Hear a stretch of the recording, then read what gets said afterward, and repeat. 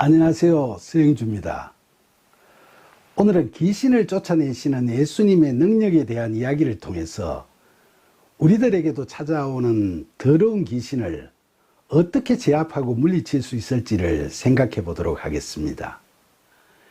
귀신이 있느냐 하는 질문에 대해 어떤 사람들은 있다거나 보았다고 이야기를 하기도 하고, 또 어떤 사람들은 요즘 같은 세상에 무슨 귀신 신하라 까먹는 소리냐고 핀잔을 주기도 하죠. 과학이 발전되고 의학기술이 진보되어 가면서 보통 사람들은 누가 귀신 들렸다고 하면 정신적인 이상이 있다고 보고 정신과 의사나 심리 상담사들을 찾아가서 약물 치료나 심리 치료를 받는 게 합리적이고 이성적이라고 생각하죠. 그러나 병원을 찾아간다고 귀신 들린 증세가 말끔히 낫는 것도 아니고 심지어 더 심해지는 경우도 있죠. 그럼 귀신 들리면 굿을 하나요? 굿을 한다고 귀신이 사라지는 게 아니죠. 굿도 또 다른 귀신 노름에 불과하죠. 우리가 살아가면서 경험하는 영적 세계는 관심 있는 특정인들만 느끼는 모호하고 추상적인 그런 세계가 아닙니다. 귀신은 분명히 있습니다. 그러나 두려워하지 마세요. 우리는 귀신에게 이길 수 있습니다.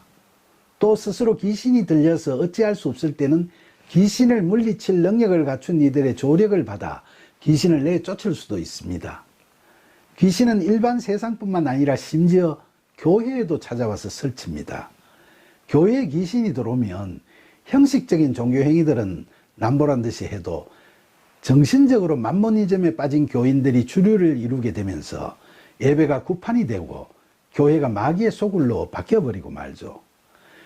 귀신은 믿음이 없는 자나 말씀을 소홀히 하고 신비주의에 빠지는 자들에게 다가와서 달콤한 유혹을 하기도 하고, 귀신 자체가 영이지만 더러운 영이기 때문에 불결한 환경이나 불순한 상황에 빠져 있는 사람들에게도 쉽게 찾아와서 접근하게 되죠.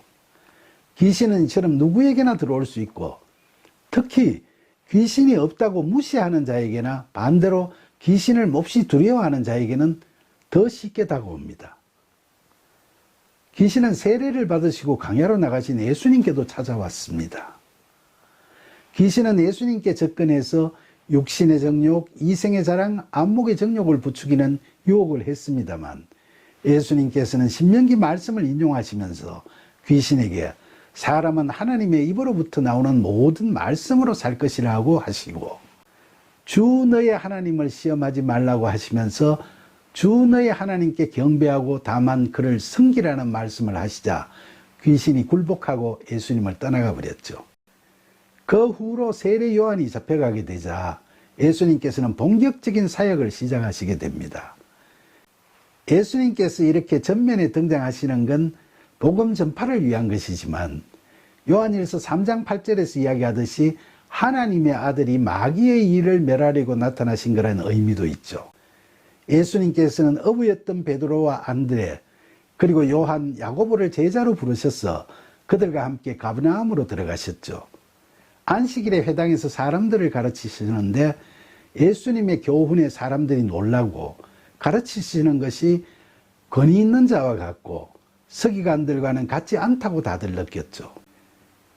이미 광야에서 말씀으로 귀신을 제압하신 예수님께서는 하나님의 아들로서의 권위와 건세로 말씀을 가르치시고 또 귀신들도 다 쫓아내시고 계셨던 거죠. 그날도 회당에 더러운 귀신 들린 사람이 있었는데 그는 소리를 지르면서 나사렛 예수여, 우리가 당신과 무슨 상관이 있나이까? 우리를 멸하러 왔나이까? 나는 당신이 누구인 줄 아노니 하나님의 거룩한 자이니이다 라고 외치며 쫓겨나지 않으려고 안간힘을 썼죠. 더러운 귀신이 회당에 들어와 숨어 있으면서 회당을 자신의 소굴로 만들려고 하고 있었는데 하나님의 아들이신 예수님께서 나타나시니까 안절부절 못하는 거죠. 그때 예수님께서 그 귀신에게 꾸짖어 이르시되 잠잠하고 그 사람에게서 나오라 하고 엄중히 명하시니까 더러운 귀신이 어찌할 바를 모르고 허둥지둥 대다가 그 사람에게 경련을 일으키면서 큰 소리를 지르며 나오게 됐죠.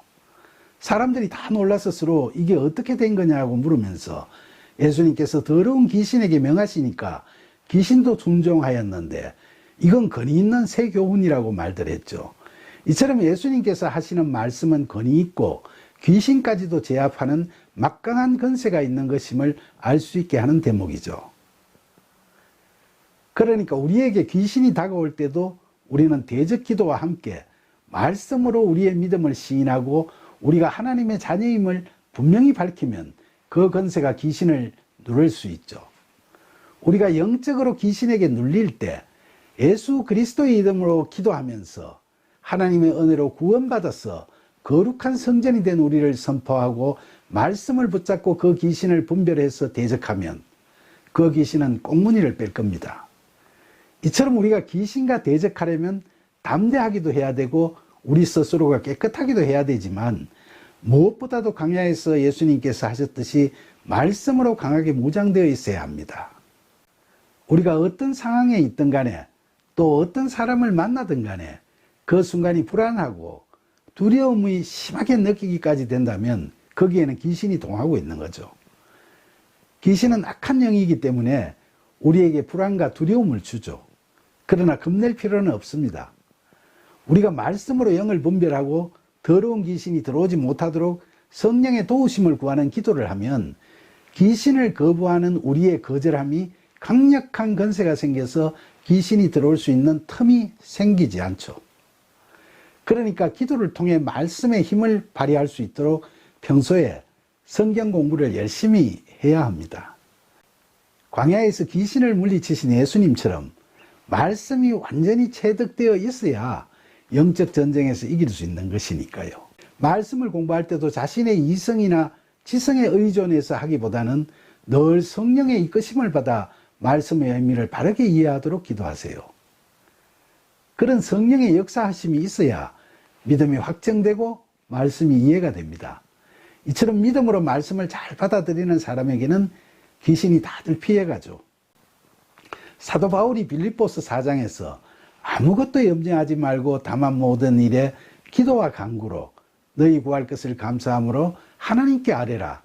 그리하면 모든 지각이 뛰어난 하나님의 평강이 그리스도 예수 안에서 너희 마음과 생각을 지키시리라 하고 이야기했듯이 우리가 기도를 통해 말씀으로 우리의 마음과 생각을 지키는 깨끗한 영인 성령과 함께 하면서 거하게 되는 그리스도 예수 안에는 귀신이 머무를 곳이 없죠.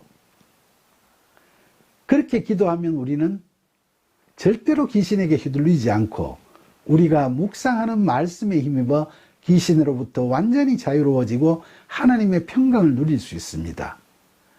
그러니까 무엇보다도 평소에 성경을 많이 읽고 듣고 공부하세요. 그게 잘 안 되고 공부할 때마다 졸리고 힘들고 하는 건 귀신의 장난일 수도 있죠.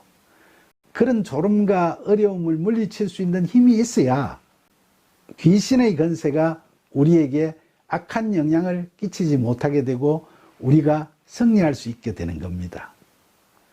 그 힘은 우리의 절실한 기도를 통해 성령으로부터 얻게 되는 힘이죠. 과학이 얼마나 발전하든지 그리고 의학기술이 얼마나 진보되든지 간에 이 세상에는 육적, 물적인 것 외에 눈에는 보이지 않지만 영적 세계가 분명히 있습니다. 우리 주변에 보면 귀신 들린 사람들이 많습니다. 자신의 목소리가 아닌 이상한 목소리로 헛소리를 하는 사람도 있고 오랫동안 귀신에 시달려서 희고 깨끗했던 얼굴색이 새카맣게 잿빛으로 변해버린 사람들도 있습니다. 또 오랜 병상 생활에서 고생하다가 몸과 마음이 함께 피폐해지면서 영적으로 지나치게 약해진 사람들도 있죠. 그런데 이런 사람들을 그저 빨리 돕고 싶은 마음에 아무 준비도 없이 섣불리 그들 앞에 나서는 건 굉장히 위험합니다. 반드시 말씀으로 철저히 무장하고 대적 기도를 충분히 해서 귀신이 함부로 들어올 수 있는 틈을 완전히 막아놓은 상태에서 그들 앞에 나서야 그들을 굴복시킬 수 있습니다.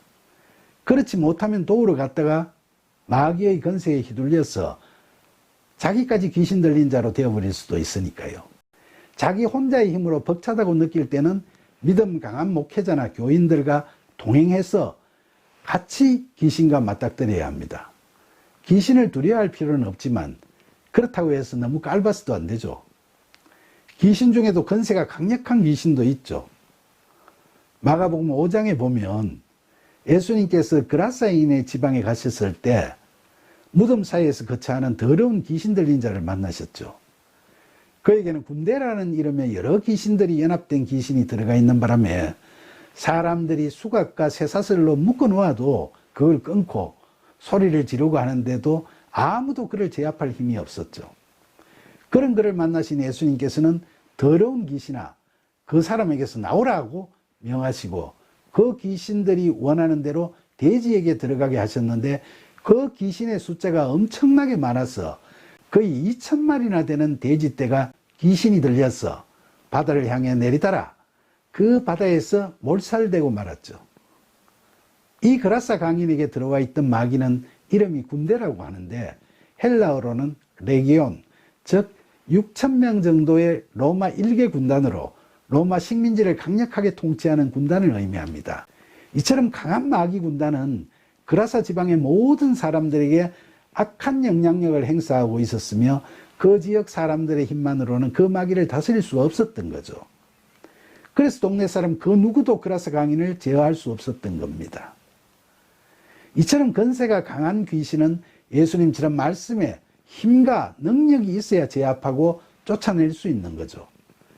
그러니까 마귀와 대적하는 싸움에서는 사도 바울이 에베소서 6장에서 너희가 주 안에서와 그 힘의 능력으로 강건하여지고 마귀의 관계를 능히 대적하기 위하여 하나님의 전신갑주를 입으라. 우리의 씨름은 혈과 육을 상대하는 것이 아니요 통치자들과 건세들과 이 어둠의 세상 주관자들과 하늘에 있는 악의 영들을 상대함이라. 그러므로 하나님의 전신갑주를 취하라. 이는 악한 날에 너희가 능히 대적하고 모든 일을 행한 후에 서기 위함이라.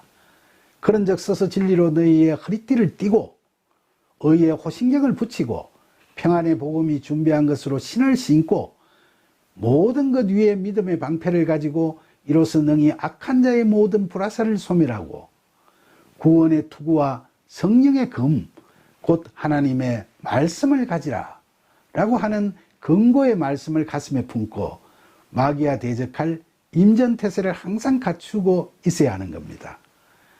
우리에게 들어오려고 호시탐탐 노리거나 주변 이웃에게 이미 들어와 있는 더러운 귀신들을 내쫓기 위해서는 모든 기도와 간구를 하되 늘 성령 안에서 기도하며 이를 위하여 깨어 구하기를 항상 힘써야 합니다.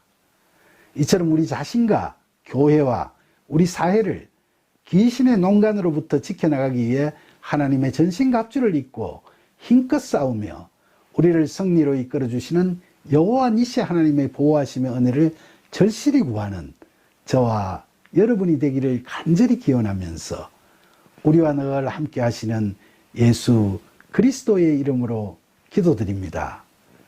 아멘.